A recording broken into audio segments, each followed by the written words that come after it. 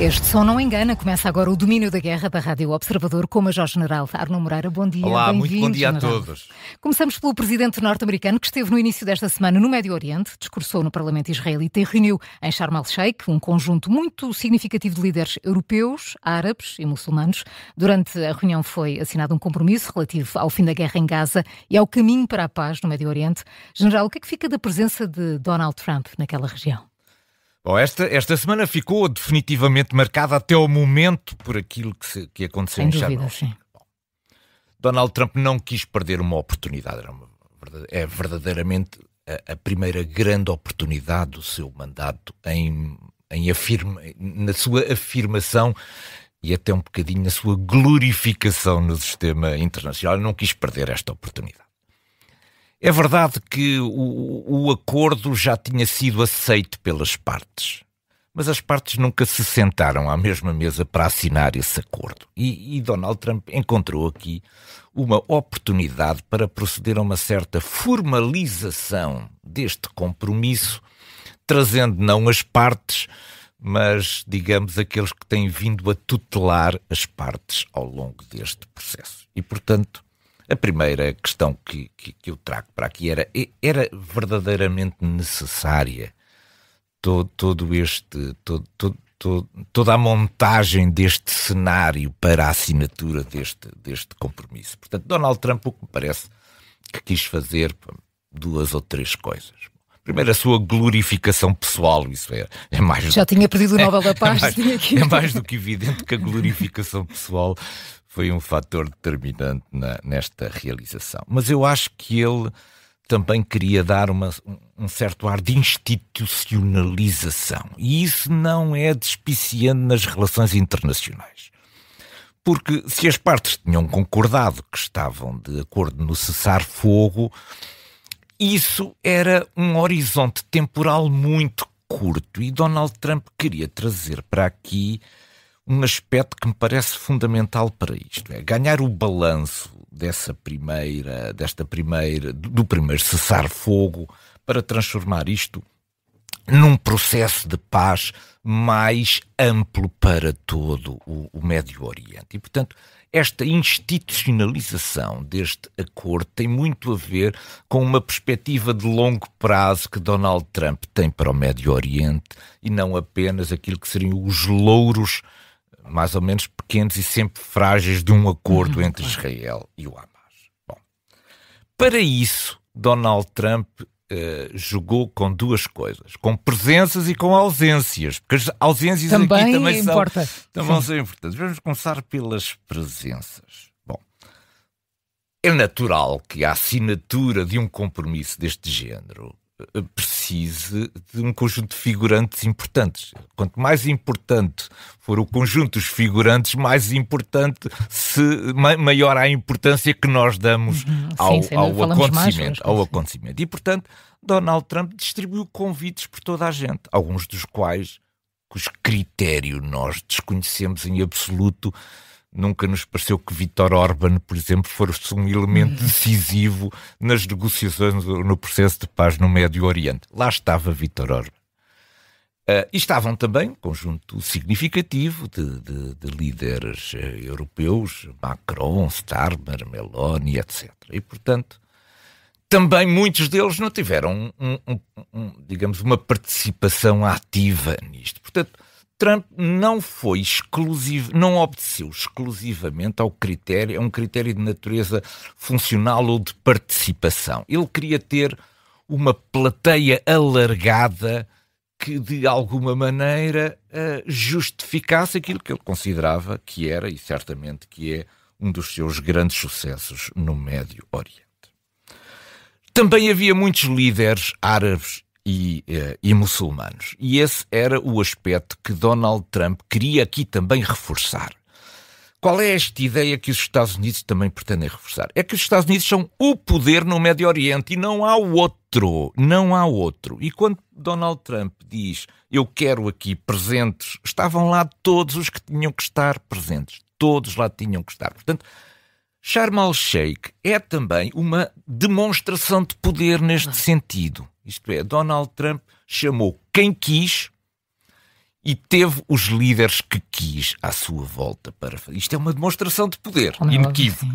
E Trump foi muito hábil ao fazer isso, distribuindo cumprimentos a uns, levantando suspeitas relativamente a outros. Ele chegou a dizer: há aqui um conjunto de líderes que não gostam de mim, mas eu não vou dizer quem são. Portanto, ele utilizou todos os discursos, todas as possibilidades para dar relevo a uns, dar menos relevo a outros e mostrar-se ele como o dono do jogo. O dono do jogo é aquilo que é a ideia que Donald Trump gosta de fazer passar. Bom, a presença europeia não correu muito bem, do meu ponto de vista. Houve aqui muito desconforto em relação a declarações, a atitudes, a gestos de Donald Trump, que de alguma maneira não mostrou em certas ocasiões o respeito que a presença dos líderes europeus ali merecia. Mas enfim. Ali como atores secundários, não é? Como atores secundários. Depois vêm as ausências.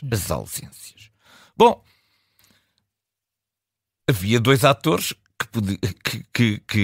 sobre os quais nos lembramos imediatamente. Houve um acordo mediado, é certo, entre o Hamas e o Israel. Ora, não estava nem o Hamas nem Israel. O Hamas compreende-se porquê. Vamos supor que criávamos aqui uma cimeira em que o Hamas era chamado a assinar. Bom, isto dava uma visibilidade política tremenda ao Hamas quando é consensual entre todos os presentes que o Hamas não é a solução política de futuro. Portanto, era legitimar algo. E, portanto, estaríamos a dar uma importância brutal ao Hamas se o Hamas fosse chamado para isso. Então, e Netanyahu? E Netanyahu terá sido convidado. Mas terá provocado um tal desconforto entre aqueles que iriam assinar o documento, porque só houve 4... Houve muitas presenças, mas a assinar o compromisso só havia 4. Os Estados Unidos, o Qatar, o Egito e a Turquia. E, portanto, o desconforto gerado entre esses acabou por impedir que Netanyahu estivesse presente. E, portanto, tivemos um acordo sobre a paz em Gaza, em que os principais atores da paz em Gaza não estiveram presentes e não assinaram nada. Não deixa de ser interessante. Mas isto é mais importante. Reparemos no seguinte. Foi a primeira coisa que eu reparei, aliás, quando olhei para as fotografias. Gaza não aparece escrito em lado nenhum. O que está escrito é a paz no Médio Oriente. Paz no Médio Oriente. Gaza não foi chamada para o assunto. E há duas ausências de peso aqui. A Rússia e a China não foram sequer convidadas para a cerimónia dentro da tal perspectiva que eu aqui referi, que é Trump é o dono do jogo e, portanto, não deixa outros atores externos. Aliás, esta semana correu mal para a Federação Russa, porque a Federação Russa tinha marcado uma cimeira com os países árabes. Teve que cancelar por falta de presenças. E, portanto, isto mostra um bocadinho que no Médio Oriente a voz que se ouve e que pode, digamos, organizar o futuro da região é a voz dos Estados Unidos. Bom, agora sobre o acordo. O título do acordo não contém a palavra Gaza, mas contém a palavra Trump. É interessante. Vai ao encontro daquilo que dizia. Chama-se A Declaração de Trump para uma Paz e Prosperidade Longas. A palavra Trump aparece 3 vezes neste acordo. A palavra Gaza aparece 2 vezes. E a palavra Israel aparece uma vez. Bem. E há palavras que não aparecem nunca. A palavra Hamas não aparece em todo o texto. A palavra Palestina também não aparece em todo o texto. Também não se fala, muito menos, de Estado palestiniano. O que se fala aqui, sobretudo, a linguagem diplomática que se escolheu para aquilo, foi falar nos povos. O povo palestiniano e o povo israelita. Portanto, não houve um enquadramento de natureza política ou de Estado neste acordo. O que houve foi, há um conjunto de potências influentes na região que vão tratar do bem-estar, da prosperidade, da segurança, das relações de natureza comercial, social, desenvolvimento económico, cultural, etc., dos povos. E isto é também muito interessante, esta abordagem que neste acordo há uma menorização dos Estados naquela região de Israel e da Palestina. O que se fala é dos povos, cuidar dos povos e não dos Estados. E, portanto, na verdade, o que o acordo diz, basicamente, é isto em resumo, também não são muitos parágrafos, os signatários comprometem-se à resolução de futuras disputas que vão sempre haver através de processos diplomáticos e negociais e não através do emprego da força. Isto é basicamente aquilo que diz este acordo que foi assinado por este conjunto muito grande de signatários. Entretanto, esta semana trouxe desenvolvimentos inesperados na guerra na Ucrânia. Donald Trump voltou a interessar-se pelo assunto, falou ontem ao telefone com Vladimir Putin, vai receber hoje Zelensky na Casa Branca e já diz que pode voltar a reunir-se com Putin presencialmente daqui a 2 semanas. General, que leitura faz tudo isto? Esta semana acelerou do ponto de vista diplomático da questão ucraniana. Porquê? Também porque houve todo aquele ênfase e fulgor de Trump na resolução do conflito no Médio Oriente. Vitorioso, não é? Sentir-se vitorioso, deu-lhe confiança para tornar a segurar o dossiê ucraniano. O dossiê ucraniano parecia assim um bocadinho afastado das suas preocupações, mas enfim, ele veio de Sharm el-Sheikh cheio de vigor e agora é a Ucrânia. Agora vamos a outra. Agora vamos resolver o problema da Ucrânia. E, portanto, estas coisas aceleraram. É preciso contextualizar aqui um bocadinho este desenvolvimento para o percebermos na sua correta dimensão. Na verdade, Trump, nas 2 últimas semanas, mais ou menos, esteve a ameaçar a Federação Russa de que estava disponível para enviar Tomahawks para a Ucrânia. Ele, há 15 dias, que este é o assunto dominante. Eu estou disponível, estou a pensar e, portanto, não havia praticamente intervenção nenhuma que não falasse nos Tomahawks para a Ucrânia. Depois, ele em 2 dias, fez 2 telefonemas seguidos, teve 2 conversas telefónicas com Zelensky. Isto é, para acentuar a questão dos Tomahawks. Isto é, atenção Rússia, eu estou disponível para entregar Tomahawks e até já falei 2 vezes com Zelensky na mesma semana sobre o assunto. Depois, uma delegação ucraniana, desde o início da semana, foi para Washington. Para quê? Para tratar dos aspectos de natureza técnica relacionada com os Tomahawks.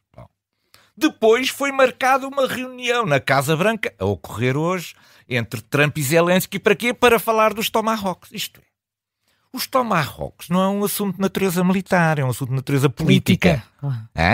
O Tomahawk é uma arma política, não é uma arma militar. Nunca foi certo que os Tomahawks iriam parar à Ucrânia. Os Tomahawks são uma ameaça política que Donald Trump faz a Vladimir Putin para o trazer para o diálogo.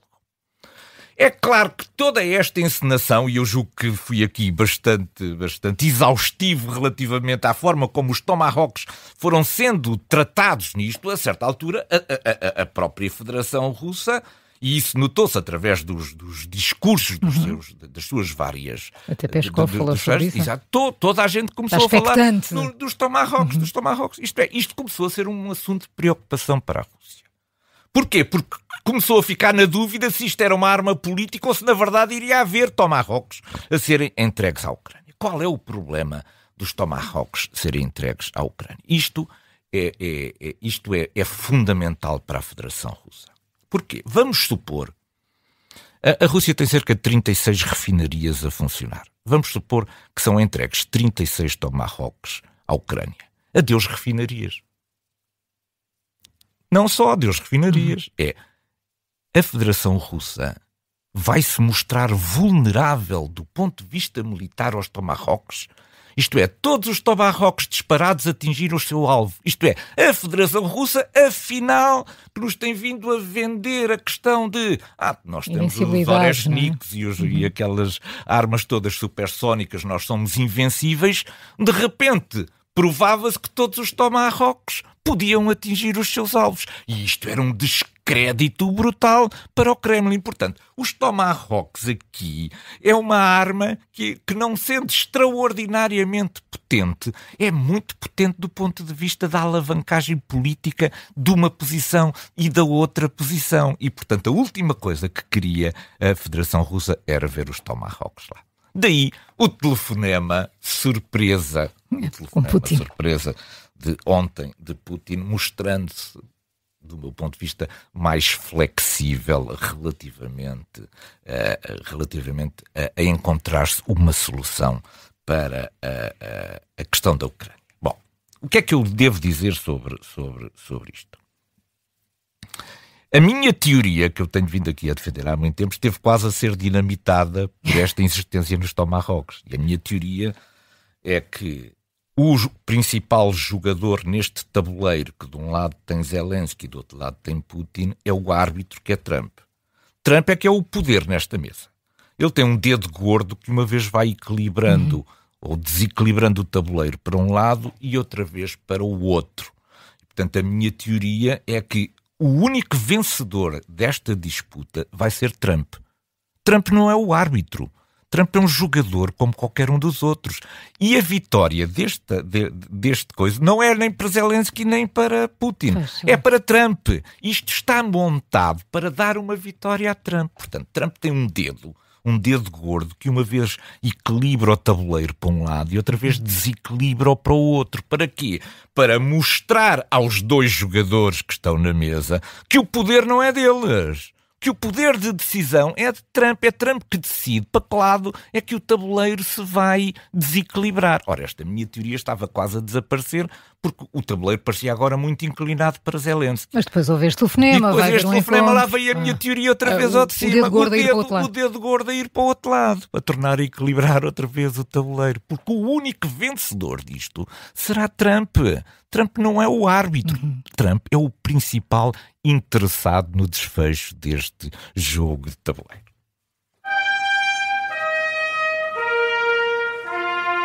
Trazemos com frequência Viktor Orbán e as suas declarações para a nossa cortina de fumo. Hoje trazemos uma entrevista dada pelo seu Ministro dos Negócios Estrangeiros que diz que não compreende porque é que a União Europeia quer que a Hungria corte o abastecimento energético que vem da Rússia e que, se este abastecimento for cortado, a restante infraestrutura não responde às necessidades. Que cortina de fumo é esta, General? Bom, a declaração não é surpreendente. É que o que nos pode parecer surpreendente é que ao fim de 4 anos estas declarações ainda tenham espaço naquilo que é e tenham um eco naquilo que é a comunicação internacional. Bom, porque é que a Hungria nunca procurou alternativas? O que é que nós fizemos na Europa? Nós ligámos esta ideia muito perfeita de que comprar produtos energéticos russos é matar ucranianos. Isso é a nossa lógica, o nosso raciocínio global é este. Nós, quando estamos a comprar petróleo russo ou gás russo, o que estamos a fazer é matar ucranianos. Pronto. Estamos a sustentar a máquina de guerra da Federação Russa. O que é que a Hungria sempre pensou sobre este assunto? É que a guerra ia ser muito rápida, e, portanto, não valia a pena investir em infraestruturas. Isto é, a vitória da Federação Russa era evidente, a Federação Russa iria ganhar e, portanto, este problema acabaria por não se colocar porque a Ucrânia ficaria sob o domínio da Federação Russa e todos os pipelines poderiam passar por ali para alimentar a Hungria. O problema é que a guerra demorou tempo demais e a Federação Russa não conseguiu o domínio sobre a Ucrânia no tempo que a Hungria esperava. Portanto, a Hungria, agora ao final de 4 anos, está sem alternativas. A União Europeia já ofereceu esse conjunto de alternativas e há muitos países disponíveis para encontrar alternativas para abastecer a Hungria. A Hungria nunca o quis fazer. Mas há uma coisa mais grave e esse é o dado talvez mais importante que eu trago para aqui.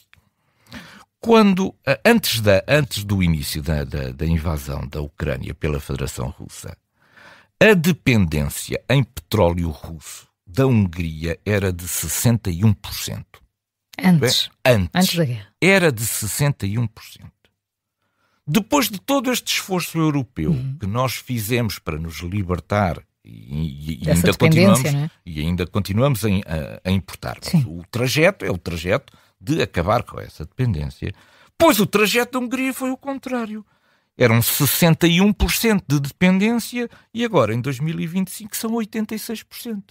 Isto é, a Hungria fez o trajeto exatamente ao oposto de todos os outros países. Enquanto todos os outros países fizeram um enorme esforço também de natureza financeira, orçamental, etc., porque nos tivemos a adaptar a outras condições de mercado e certamente a preços mais elevados, a Hungria aumentou a sua dependência em relação à Federação Russa. Portanto, está hoje em dia menos preparada para infraestruturas menos preparadas para fazer uma diminuição dessa dependência e, pelo contrário, a Federação Russa está super satisfeita com isto, que haja um país a depender tanto e, portanto, digamos, a sua marionete dentro da União Europeia está cada vez mais presa, agora por 86% de dependência do petróleo da Federação Russa.